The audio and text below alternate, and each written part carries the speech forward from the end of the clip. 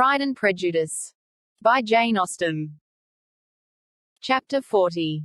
Elizabeth's impatience to acquaint Jane with what had happened could no longer be overcome, and at length, resolving to suppress every particular in which her sister was concerned, and preparing her to be surprised, she related to her the next morning the chief of the scene between Mr. Darcy and herself. Miss Bennet's astonishment was soon lessened by the strong sisterly partiality which made any admiration of Elizabeth appear perfectly natural, and all surprise was shortly lost in other feelings. She was sorry that Mr. Darcy should have delivered his sentiments in a manner so little suited to recommend them, but still more was she grieved for the unhappiness which her sister's refusal must have given him. His being so sure of succeeding was wrong, said she, and certainly ought not to have appeared, but consider how much it must increase his disappointment.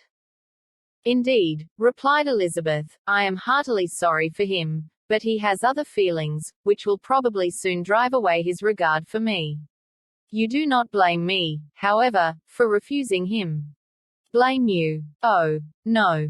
But you blame me for having spoken so warmly of Wickham. No, I do not know that you were wrong in saying what you did. But you will know it, when I tell you what happened the very next day. She then spoke of the letter, repeating the whole of its contents as far as they concerned George Wickham. What a stroke was this for poor Jane! Who would willingly have gone through the world without believing that so much wickedness existed in the whole race of mankind, as was here collected in one individual? Nor was Darcy's vindication, though grateful to her feelings, capable of consoling her for such discovery. Most earnestly did she labor to prove the probability of error, and seek to clear the one without involving the other. This will not do, said Elizabeth, you never will be able to make both of them good for anything. Take your choice, but you must be satisfied with only one. There is but such a quantity of merit between them, just enough to make one good sort of man, and of late it has been shifting about pretty much. For my part, I am inclined to believe it all Darcy's, but you shall do as you choose. It was some time, however, before a smile could be extorted from Jane. I do not know when I have been more shocked, said she. Wickham so very bad. It is almost past belief. And poor Mr. Darcy. Dear Lizzie, only consider what he must have suffered. Such a disappointment. And with the knowledge of your ill opinion, too. And having to relate such a thing of his sister. It is really too distressing. I am sure you must feel it so. Oh, no. My regret and compassion are all done away by seeing you so full of both. I know you will do him such ample justice, that I am growing every moment more unconcerned and indifferent. Your profusion makes me saving, and if you lament over him much longer, my heart will be as light as a feather. Poor Wickham! There is such an expression of goodness in his countenance. Such an openness and gentleness in his manner. There certainly was some great mismanagement in the education of those two young men. One has got all the goodness, and the other all the appearance of it. I never thought Mr. Darcy so deficient in the appearance of it as you used to do.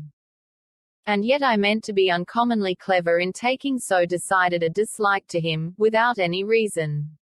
It is such a spur to one's genius, such an opening for wit, to have a dislike of that kind. One may be continually abusive without saying anything just, but one cannot always be laughing at a man without now and then stumbling on something witty. Lizzie, when you first read that letter, I am sure you could not treat the matter as you do now. Indeed, I could not. I was uncomfortable enough, I may say unhappy. And with no one to speak to about what I felt, no Jane to comfort me and say that I had not been so very weak and vain and nonsensical as I knew I had. Oh, how I wanted you! How unfortunate that you should have used such very strong expressions in speaking of Wickham to Mr. Darcy, for now they do appear wholly undeserved. Certainly. But the misfortune of speaking with bitterness is a most natural consequence of the prejudices I had been encouraging. There is one point on which I want your advice. I want to be told whether I ought, or ought not, to make our acquaintances in general understand Wickham's character. Miss Bennet paused a little, and then replied, "Surely there can be no occasion for exposing him so dreadfully." "What is your opinion?" "That it ought not to be attempted. Mr. Darcy has not authorized me to make his communication public. On the contrary, every particular relative to his sister was meant to be kept as much as possible to myself, and if I endeavor to undeceive people as to the rest of his conduct, who will believe me? The general prejudice against Mr. Darcy is so violent, that it would be the death of half the good people in Meryton to attempt to place him in an amiable light. I am not equal to it. Wickham will soon be gone, and therefore it will not signify to anyone here what he really is. Some time hence it will be all found out, and then we may laugh at their stupidity in not knowing it before. At present I will say nothing about it." "You are quite right. To have his errors made public might ruin him forever. He is now, perhaps, sorry for what he has done, and anxious to re-establish a character. We must not make him desperate." The tumult of Elizabeth's mind was allayed by this conversation. She had got rid of two of the secrets which had weighed on her for a fortnight, and was certain of a willing listener in Jane, whenever she might wish to talk again of either. But there was still something lurking behind, of which prudence forbade the disclosure. She dared not relate the other half of Mr. Darcy's letter, nor explain to her sister how sincerely she had been valued by her friend. Here was knowledge in which no one could partake, and she was sensible that nothing less than a perfect understanding between the parties could justify her in throwing off this last encumbrance of mystery. "And then," said she, "if that very improbable event should ever take place, I shall merely be able to tell what Bingley may tell in a much more agreeable manner himself. The liberty of communication cannot be mine till it has lost all its value." She was now, on being settled at home, at leisure to observe the real state of her sister's spirits. Jane was not happy. She still cherished a very tender affection for Bingley. Having never even fancied herself in love before, her regard had all the warmth of first attachment, and, from her age and disposition, greater steadiness than most first attachments often boast, and so fervently did she value his remembrance, and prefer him to every other man, that all her good sense, and all her attention to the feelings of her friends, were requisite to check the indulgence of those regrets which must have been injurious to her own health and their tranquillity. "Well, Lizzie," said Mrs. Bennet one day, "what is your opinion now of this sad business of Jane's?